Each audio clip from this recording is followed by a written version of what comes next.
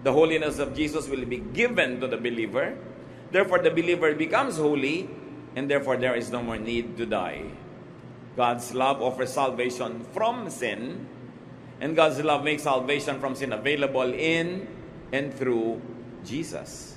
That's why Jesus is Lord of love. Magandang mapag-connect-connecta natin sa ating isip at maunawaan ng lubos at malalim ang kahulugan ng lahat ng ito. Na ang tao ay mahal ng Diyos, pero hindi pwedeng makipagniig, makipag-isa ang Diyos sa makasalanan.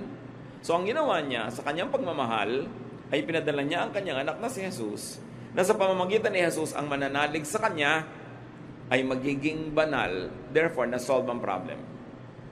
People who believe in Jesus become legally holy, though actually are not.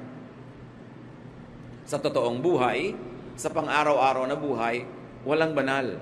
Kahit pa na born again ka na, kahit tumanggap ka na kay Jesus, araw-araw nagkakasala ka pa rin. Pero sa tingin ng langit, hindi ka na nagkakasala pang muli, kasi yun nga ang binayaran ni Jesus. Binayaran ni Jesus yung kasalanang nagawa na, ginagawa at gagawin pa.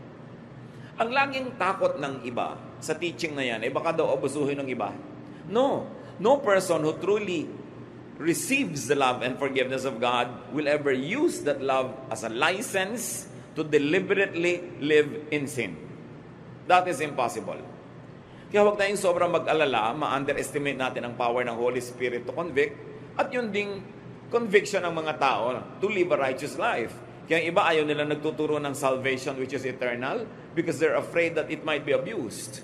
Huwag nating i-underestimate ang pananalig ng tao, katapatan ng tao, at ang power ng Holy Spirit to convict. Love is so wonderful that it makes us sinners holy in the eyes of God. Parang yung mga magulang, kung minsan makikita mo, sobrang mali na nga yung anak, pero naiunawaan pa niya, justify pa. Kasi yung anak ko na yan, nung maliit yan nauntog yan kaya nagkaganyan. May mga justification. Yung anak ko kasi na yan, medyo napabayaan ko nung maliit ako, hindi ko naalagaan, kaya naging ganyan. Kahit ang daming ginagawang mali ngayon, ayaw sasabihin yung anak. Tao pa tayo, at pag-ibig lang ng tao, sa anak ng tao yon. Ano pa yung pag-ibig ng Diyos?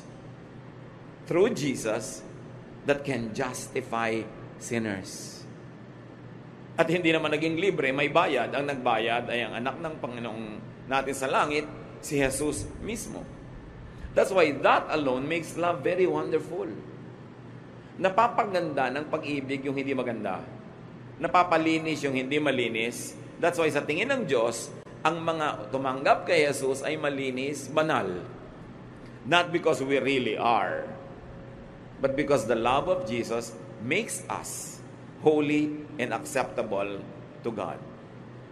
Another wonder of love is that love identifies God's children. Maraming mga pagtatangka ang mga tao sa buong panahon kung paano maipapakilala nila na sila'y maka-Diyos. May mga dinadaan yan sa diet, kung anong kinakain nila at hindi. May dinadaan yan sa anong isinusuot at hindi. Yung iba, dinadaan pa nga nila kung anong version ng Bible ang ginagamit nila. May dinadaan yan sa kung anong uri ng bautismo ang pinapractice nila, etc., etc. But 1 John 4:7 and 8 says, "Dear friends, let us love one another, for love comes from God. Everyone who loves has been born of God and knows God. Whoever does not love does not know God, because God is love." Para dito sa 1 John 4:7 and 8, ang tunay na pagkakakilanlan ng anak ng Diyos kung siya ay marunong magmahal. Hindi sinabi na dapat member siya ng ganitong religion para masabing siya ay anak ng Diyos. Hindi sinabing dapat ganito ang kanyang congregation, ganito ang kanyang religious practice. Sinabi niya, sino mang marunong umibig ay nakakakilala sa Diyos. You see, love transcends even religious identity. Kapag ang tao ay maibigin, ano man ang relihiyon niya, ibig sabihin, nag-ahari ang Diyos sa kanyang buhay. Pero ang taong hindi maibigin, ano man ang relihiyon niyang ipinagmamalaki, sinabi dito, no, hindi ka anak ng Diyos. Whoever does not love does not know God. no matter your religious membership. So ang tunay na pagkakakilanlan ko, ang tao ay anak ng Diyos, nakakakilala sa Diyos, pinaghaharian ng Diyos, ay kung siya'y maibigin. At siyempre, kakambal ng pagiging maibigin yung maawain. Pag di ka maawain, malupit ang puso mo. Natutuwa ka pag may nagdurusa, lalo ang nagdurusa sa tingin mo makasalanan. Sasabihin mo, dapat nga, buti nga sa kanya kasi makasalanan siya. Yan ang palo sa kanya ng Diyos. Yung may lihim kang tuwa, magduda ka kung anak ka ng Diyos. Hindi kailangan pagdudahan na relihiyoso ka. Surely religious ka, pero anak ka ba ng Diyos? Basahin muli natin ang 1 John 4, 7 and 8. Kasi ito palang pamantayan na. Let us love one another. For love comes from God. Everyone who loves has been born of God. Di ba kailangan? You must be born again. Pinagtuturo natin yan. John 3:3. Unless a man is born again, he cannot see the kingdom of God. So akala natin, yung pagiging born again, yung mananalangin ka, hihingi ka ng tawad sa kasalanan mo, tatanggapin mo si Jesus. Yes, it is a way, a method to be born again. But 1 John 4:7 and 8 tells us that he who loves has been born of God. Yung umiibig, maibigin, maawain, matulungin, born again yun. Kahit hindi technically ginawa niya yung religious formula, kahit hindi siya umaten ng religious rally, hindi siya umaten ng evangelism class, maibigin siya, that person is born of God. And that person knows God. Not necessarily that that person is religious. It is not necessary that that person knows all the necessary verses, because love is the best verse. Sabi niya, those that love know God. Whoever does not love does not know God. Sorry na lang, kung hindi ka maibigin, kahit anong rank mo sa religion, kahit gaano katagal ka na, kahit daming verses mong alam, sinasabi ng verses na ito, hindi mo kilala ang Diyos. Kasi ang tunay na nakakakilala sa Diyos ay maibigin. At ang tunay na maibigin ay kilala ng Diyos. Yun ang mas importante. Nakilala ka ng Diyos na anak kanya. Sabi niya, why? Because God is love. Hindi sinabing God is religion, God is diet, God is baptism. Sabi, God is love. Love also identifies Jesus' true followers. John 13:35, sabi ni Jesus, if you love each other, everyone will know that you are my disciples. Dapat pag may sabing, alam mo, nagmamahalan niya mga yan. Ay, born again nga. Ay, they really know God. Maka-Diyos nga. Follower nga ni Jesus. Dahil yun ang ID ng mga follower ni Jesus. Hindi haba ng buhok, hindi haba ng laylayan ng damit. Ang ID ng mga follower ni Jesus, pag-ibig. Not religious membership, not looks, not even activities. In other words, love confirms salvation. Merong mga nagtatanong, paano ko ba mapapatunayan na na-born again na nga ako? Na na-save na nga ako? Maibigin ka na ba? Yung bang dating hindi mo maibig ay natututunan mo na unti-unti, kahit unti-unti, pero dapat may asenso na namamahal. Ang pagmamahal ay hindi laging emotion. When you are committed to somebody's well-being, hindi kailangan maging emotionally involved ka sa kanya. Ibig sabihin, mahal mo siya. Dahil gusto mo yung makakabuti para sa kanya. Love shows the extent of salvation. Love shows how much one is forgiven. Love shows how much one experiences the love of God. Mas nakadama ng pag-ibig ng Diyos, mas nakakapagpadama ng pag-ibig sa kapwa. Lack of love does not mean incomplete salvation. Kasi kung minsan may mga, sabi nila, saved ako, tumanggap na ako kay Jesus, pero kulang na kulang pa rin sa pag-ibig, it could only mean the extent of incompleteness of experiencing God's love. Therefore, it's also the extent of incompleteness to love others. Hindi pa lang niya lubos na hinahayaan ng Espiritu ng Diyos na maghari sa kanyang buhay para siya maging maibigin. Minsan may mga bagong-bagong nakakakilala sa Panginoon in honeymoon period with the Lord. Very loving, very nice, very good. Pero later on, tumitigas uli ang puso. Nagiging makasarili na naman. That's why we have to renew our commitment to God day by day. Hindi pwedeng week by week, month by month, year by year. Kailangan kada araw. Sinasariwa mo kung sino ka, ano ang relasyon mo sa Diyos. Parang naghahari sa ating buhay ay pag-ibig. Pagmamahal. Kasi ang tao nagmamahal, merong ibang ligaya, merong ibang sigla, merong ibang lakas. At itong pagmamahal natin sa Diyos, na pinakamabuting maipakita sa pamamagitan ng pagmamahal sa kapwa-tao, ito talaga ang nagbibigay sa atin ng iba yung lakas na espiritual. Kaya nga kung minsan, yung mas malinaw na galing sa makasalanang buhay, yung mas malalim ang pinaghugutan na dilim, yun ang nagiging mas maibigin sa Diyos at sa kapwa pag nakakilala na sa Panginoon. Kasi yung mga hindi masyadong obvious na nagkasala, may natitira pang self-righteousness sa kanila eh. Sasabihin na, hindi naman malaki ang naging kasalanan ko. Hindi naman ako talagang katulad ng iba dyan, ang laki-laki ng kasalanan. Ang nagiging bunga tuloy, may natitirang yabang sa katawan at hindi lubos na nagiging maibigin. Kasi iniisip, wala naman ako masyadong utang sa Diyos o utang sa humanity. Kaya yung babaeng sobrang obvious na makasalanan nung nakaramdam ng pagpapatawad ng Diyos, lalong naging obvious ang pagmamahal niya kay Jesus, undoubtedly sa kanyang kapwa. Kaya ang sabi ni Jesus sa Luke 7:47, "So I tell you that all her sins are forgiven. And that is why she has shown great love. But anyone who has been forgiven for only a little will show only a little love."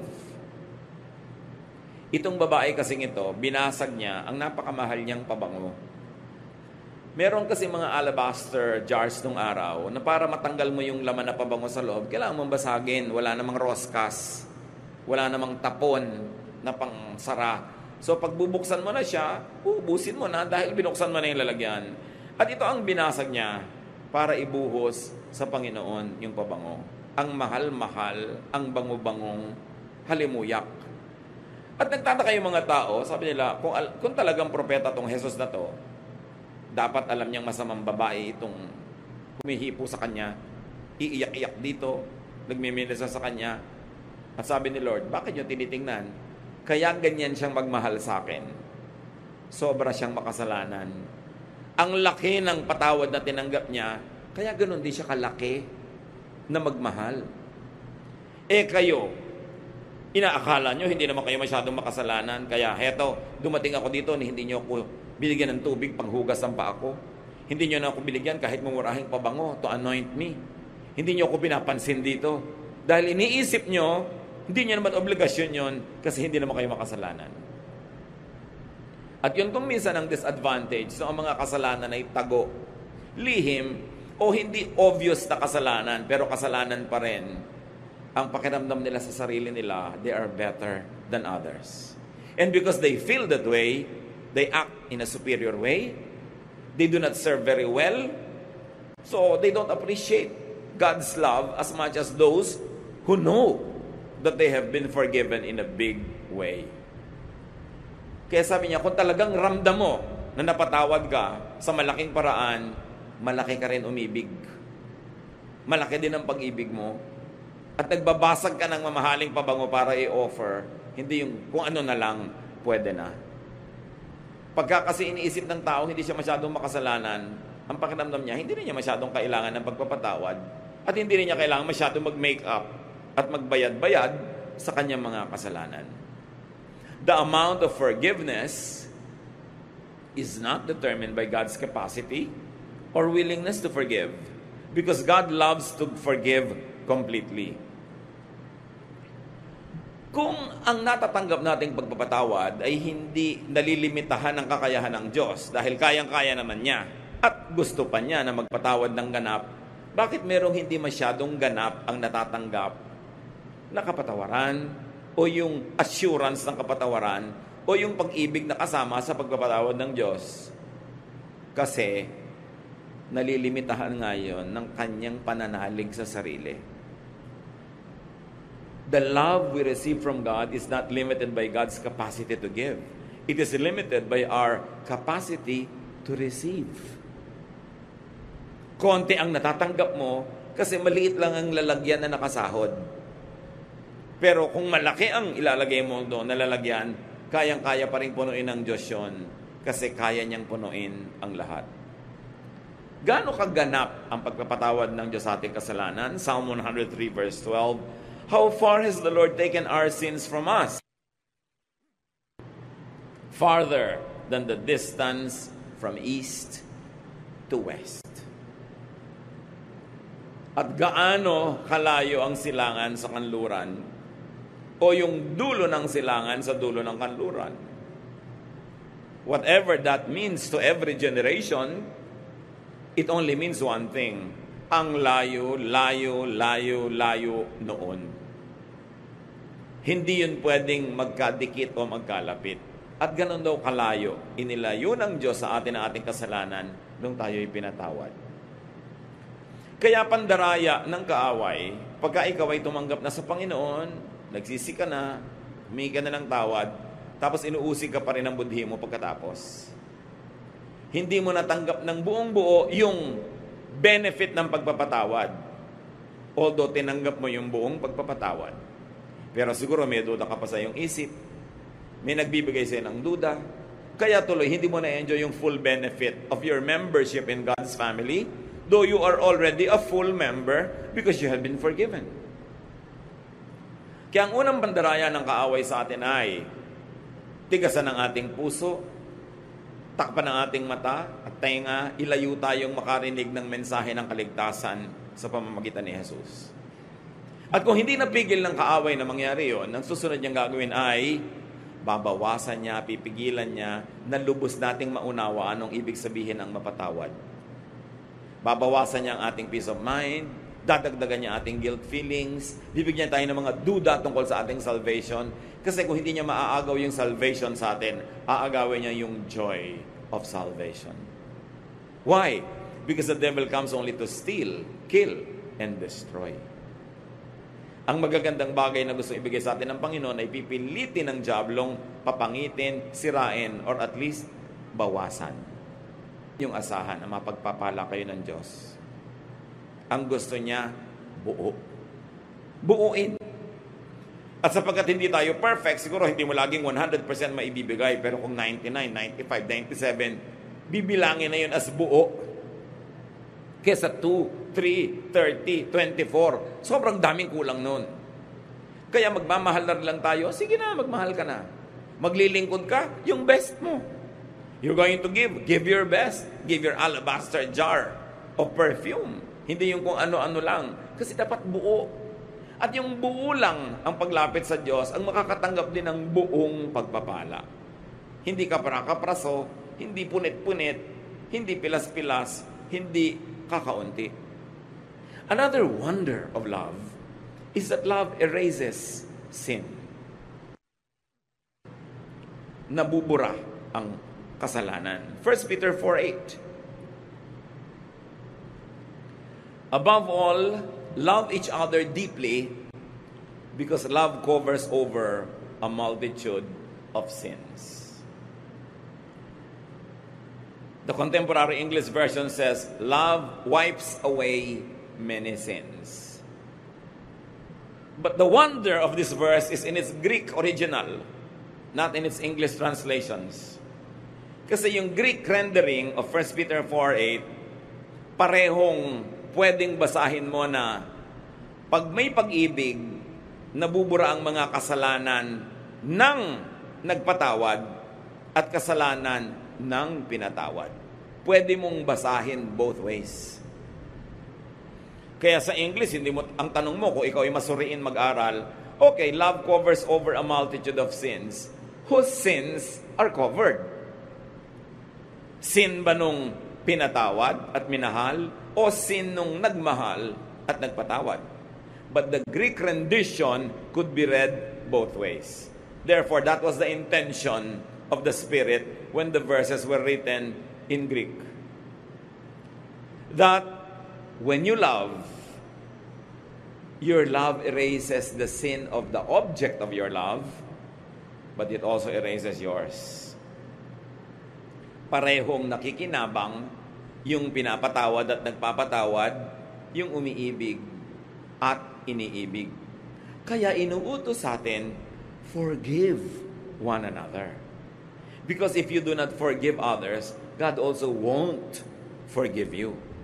Because if your love or lack of it will not erase other people's sins, there's also no love that will erase your own sin.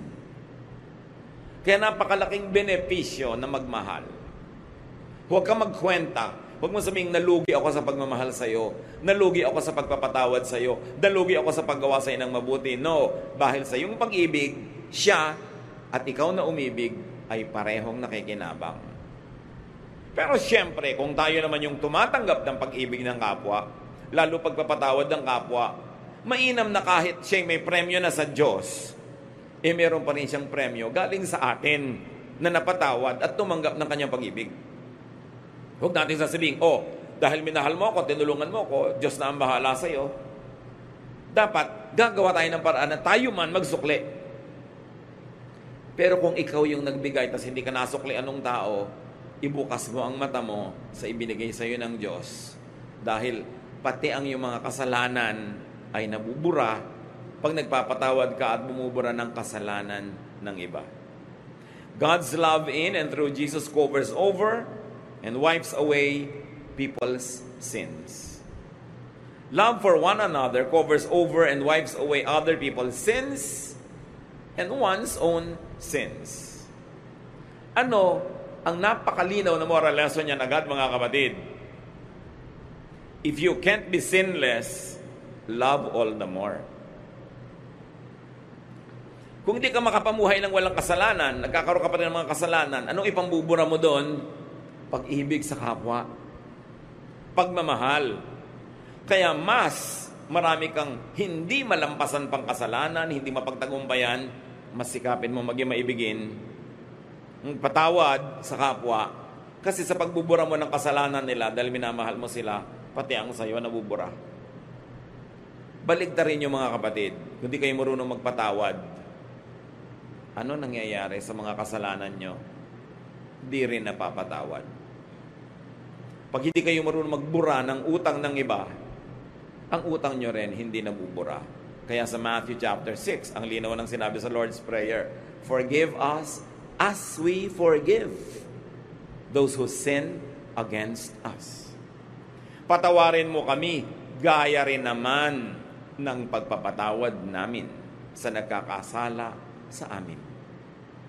Kung nagpapatawad kami ng kalahati lang, Lord, di kalahati lang din ang kasalanan ko ang patawarin nyo. Kung di po ako nagpapatawad, di huwag nyo akong patawarin. Pero Lord, nagpapatawad po ako, kaya patawarin nyo na rin ang mga kasalanan ko. Yang pag-ibig, mas kailangan yan ng mga hindi makapagtagumpay sa mga kasalanan. Kasi kailangan may mambura ng ating mga kasalanan. And it is love for others that will do that. Matthew 22:37-39. Nung tinanong si Jesus kung anong pinakamahalaga sa lahat, sa mga utos, sabi niya, love the Lord your God with all your heart, soul, and mind. This is the first and most important commandment. The second most important commandment is like this one, and it is love others as much as you love yourself. Ang totoo, yung 10 commandments, pwedeng hatiin sa dalawa. Yung mga naunang commandments only means love God. Yung you shall not call upon the name of the Lord your God in vain, yung you shall have no other gods before me, etc., etc. It means love God. At yung mga do not steal, do not commit adultery, do not covet, do not kill, lahat yon, love others. Kaya pag mahal mo ang Diyos at mahal mo rin ang iyong kapwa, technically, sinusunod mo yung buong commandment. So huwag kang mapako sa mga detalye ng mga commandments at mga religious laws ang mahalaga ito, maibigin ka. At pag maibigin ka, mapansin mo man o hindi, natutupad mo, nababato lang, namamatay lang, nagkakasala lang tuloy yung mga bumabato dahil nagiging malupit sila, pero tuloy pa rin naman ang pangangalo niya. Kaya ang sinabi ni Lord, okay, anong pinakamahalagang commandment? Huwag nyo nang isipin yung mga detalye kasi nalilito kayo eh. Sometimes sa pagsunod nyo sa detail, doon kayo nagiging unloving. Kaya ibinalik ni Lord, ito ang commandment, love the Lord your God with all your heart and with all your soul, and love your neighbor as yourself. Huwag kayong magpalito sa interpretation yan. Pag hindi loving, hindi na yan ang law of God. Pag sa pagsunod sa religious regulation, hindi na kayo nagiging loving, nabe-break nyo na yung spirit of the law. Ang sinusunod nyo na lang, the letter of the law. Kaya sabi niya, para walang lituhan, ang lagi mo na lang itanong, is it loving? Pastor, pwede po ba akong umattend ng lamay ng lola ko kasi may padasal po sila? Hindi ba? Iba naman yung religion natin. Hindi tayo nagdadasal para sa patay. Loving ba na hindi ka umattend? Apo ka? Hahanapin ka ng mga magulang mo, ng mga tiya mo, ng mga pinsan mo. Loving ba na hindi ka umattend? Hindi po. Di umattend ka. Alam ka namang natanggal yung salvation mo dahil umattend ka niyan. Yung pong pinsan ko, na lumaki kami, kababata ko pa nung araw, tapos ganyan ikakasal. Kaya lang po, iba yung religion nila, kinukuha kong abay. Aabay po ba ako? Iba na ang aking church ngayon. Loving ba na huwag kang sumipot sa kasal ng pinsan mo? Hindi po. Kasi magdaramdam siya. Kasi gusto niya, nandun ako. Di umattend ka. Natanggal ba yung kaligtasan mo sa pagiging loving mo? Umattend ka doon. Yung iba kasi, sa pagiging technical ng religiosity nila, sa pagsunod nila sa mga letra ng mga bawal at hindi bawal, ang nagiging ending, hindi sila loving. Kaya, nilinaw ni Jesus, the most important commandment is to love. And if in the process of loving, you break the letter of the traditions and the laws, then do so, but be loving. Because it is the highest command of all. It is the most important command of all. The best, the highest, and the purest religion is love. Now, no matter how religious you are, how high your religious position or office is, if you are not loving, baliwala ang lahat. At si Pablo mismo, sabi niya sa 1 Corinthians 13:13, for now there are faith, hope, and love. But of these three, the greatest is love. Greater than faith? Can you imagine that? Greater than hope? And Paul says, the greatest is love. Unahin nyo ang umibig. Huwag niyong unahin maging relihiyoso. Kung ang pagiging relihiyoso, ang ending, di kayo maibigin. So learn and practice to love more. Mga kapatid, kahit gaano kahaba ng eternal life nyo, isa lang ang buhay nyo dito sa mundo. Isa lang. Minsan lang. Huwag niyong palampasin na hindi kayo nagmahal at hindi kayo minahal dahil hindi kayo kamahal-mahal. Tulungan niyo naman ang mga tao na mamahal kayo. Huwag niyong gawin ang sarili niyo na hateful. Gawin niyo ang sarili niyong attractive to the power of love. Mag-practice na magmahal. Kung pipili kayo at makakapili kayo ng magmahal at hindi magmahal, piliin niyo magmahal because God is love. Maraming pwedeng approaches. Use the loving approach. And also open up to being loved. Payagan nyo ang mga taong mahalin kayo. Kung minsan sa sobrang dala sa buhay, ayaw nang maniwala sa pag-ibig. Ayaw magmukhang nauuto, nabobola. So ayaw na lang tumanggap ng kahit anong uri ng affection. But remember, allow people to love you. May magiging fake siguro. Huwag nyo na lang masyadong payagan kung di kayo sure. Pero hayaan nyo mag-express sa mga tao ng pag-ibig sa inyo, ng pagmamahal. Alam nyo, may mga tao alukin mo, gusto mong kumain, hindi, ayoko. Yung ayaw agad, refuse agad, usually, pride lang yun eh. Ayaw magmukhang interesado, o ayaw magmukhang patay gutom, o kaya, basta ayaw magkaroon ng utang na loob. Ayaw magmukhang may need for others, kaya laging nagre-refuse. At yun ang sinasabi ko, open up yourself to love. Masusuri nyo naman kung ang nag-aalok sa inyo ay mahal palang sumingil later. Pwede nyong iwasan yon. Pero masusuri nyo rin yung talagang affection. Marami mga tatay, hindi nila ino-open yung sarili nila sa love and expressions of love ng kanilang sariling asawa o ng mga anak. Laging kala mo mga monumentong bato. Yung ayaw umiyak, ayaw mag-express ng love. Buti nga ngayon may mga tatay nang nagsasabi ng I love you sa anak. One generation ago, mamatay na lang at magkamatayan. Fathers will never say that. Marami pa nga ngayon na husband hindi masabi sa wife I love you eh. Yung ang asawa naman parang halamang tuyot na tuyot, gusto-gustong madilig ng I love you. Love mo ba ako, daddy? Daddy, love mo ba ako? Eh, di ba pinakasalan nga kita? Ay, thank you very much. Salamat naman. Tatanawin kong utang na loob na pinakasalan mo ko, pero gano'n ba kahirap sabihin sa akin, I love you. So, open up yourself to loving, to being loved, and to being more loving to others. Kasi lahat nakikinabang. Make sure lang na hindi naman fake. Maraming pagmamahal lang manugang. Maraming biyanan, ayaw tumanggap ng pagmamahal lang manugang. Yung mailap, tanggi ng tanggi. Meron din naman ganung manugang. Bakit? Ang iksi-iksi ng buhay. Tanggapin natin ang lahat ng available na love na walang masamang kapalit. At ibigay din natin ang lahat ng available na love na wala naman masama na bayad kung ibigay natin sa kapwa. Hindi kahinaan na magpakita ng pusong may bigin. In fact, it is strength to show that you are loving. To say sorry when you feel sorry. Kuminsan kasi may nasasabi tayong masakit, agad-agad alam mo mali ka, right there and then sabihin mo, sorry. I'm really sorry. With every second, every minute, every hour na hindi mo sinasabi yung sorry, mas humihirap sabihin. Lalo kung isang linggo na ang lumipas, isang buwan, nagkakatigasan na. Samantalang, sorry said in the most correct time will actually not permit more damage. Yung agad pag sorry ka, kahit alam mong sorry ka, ba't di mo masabi? Bakit mahirap gumawa ng mabuti? Ba't ang dali-daling gumawa ng masama, manakit ng kapwa? Bakit? Doon natin makikita how much of God's love is at work in our hearts. Sundin ninyo ang sinasabi ng budhi. Kung ang sinasabi nito ay magpakumbaba, humingi ng tawad, tanggapin ang pagkakamali. Hindi yan weakness. Yan ay strength. Because only very strong people can say sorry. Weak people will pretend to be hard-hearted o kaya will make up another way but will never say sorry.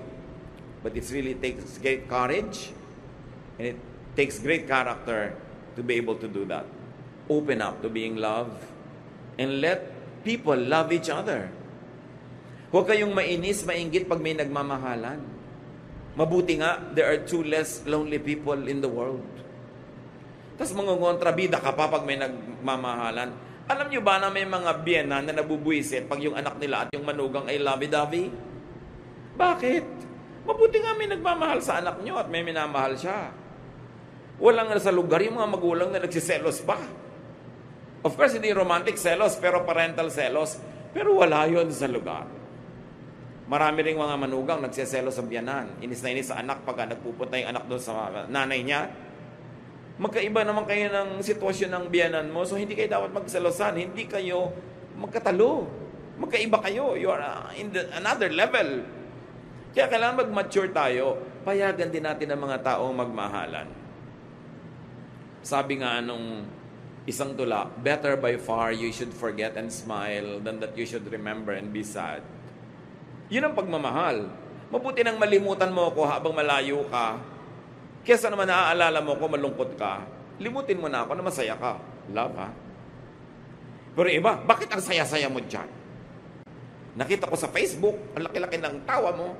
Anong gusto mo? Malungkot ako. Ikaliligaya mong malungkot ako dahil wala ako sa feeling mo. What kind of love is that? Allow people to be happy. And allow yourself to be happy. Pero siyempre, ha, may hangganan yung asawa mo at hindi mo asawa, magkaiba yun. Dapat hindi ka doon kumukuha ng ligaya sa hindi mo asawa. At huwag mo nang piliting paligayahin yung hindi mo naman asawa. Ang dami namang mapapaligaya, mga ulila dyan. Diba? Mga ibang mga kawawa. Pero ilagay sa lugar, mga kapatid. How much do you love your spouse? ipagpalagay na 80 o 85%. Ganon din mo ba ine-express or less? Dapat pareho lang. Dapat nga mas mataas pa doon yung rating. Love. Be loved. At tulad ng sinabi ko mga kapatid kanina, help others love you. Bawasan yung mga pangit na ugali. Gawin natin mas masaya tayong kasama, mas mabuting kasama, para madali tayong ibigin. Kasi pag hindi tayo naiibig ng iba, pati sila nagsasuffer, pati sila nalulugi. So, be lovable and love because God is love. Ama namin sa langit. Dapat alam na namin ang mga bagay na ito, pero masarap na ginugunita, inaalala, sinusuri ang mga sarili namin. Loving ba kami? Yung mga tao na right nila na tumanggap ng pag-ibig sa amin, tumatanggap pa sila, O Diyos? At yung mga taong duty nila na